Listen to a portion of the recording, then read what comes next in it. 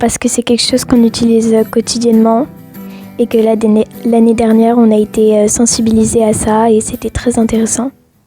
Moi, du coup, l'objectif en sensibilisant les plus jeunes, c'est que du coup, ils fassent comme nous après, pour aider ensuite les plus jeunes, du coup, qu'ils soient plus écolos et qu'ils polluent moins après. Et si tout le monde fait ça, là, il y aura moins d'empreintes carbone et moins de gaz à effet de serre et c'est meilleur pour la planète.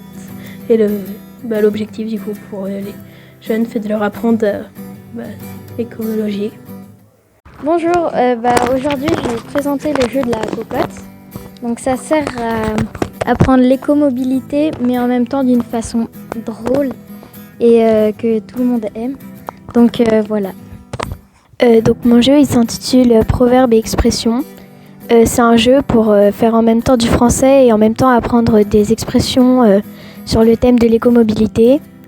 Donc on peut retrouver des expressions comme par exemple se lever du bon pied et on a les définitions juste à côté. Aujourd'hui, j'ai présenté le jeu des paires. Il a été créé avec un autre jeu de l'écomobilité, mais on l'a un petit peu renouvelé pour ne pas qu'il soit pareil et que ce soit nous qui l'avons fait. Et le but, c'est de mettre 2 cartes ensemble. Mon jeu, c'est le carbonomètre, qui est un jeu comme un timeline, selon l'empreinte carbone de différents moyens de transport.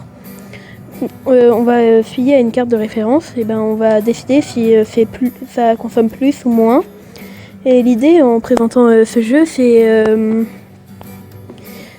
que les élèves se rendent compte à quel point prendre la voiture 10 km par jour pendant un an pollue énormément. Et que même si on prend une voiture électrique, ça va polluer quand même.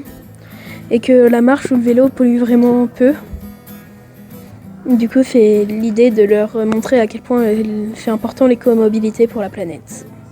C'était très amusant d'animer ce jeu. Il y avait certains groupes qui partaient un petit peu dans d'autres sujets, mais c'était quand même très bien.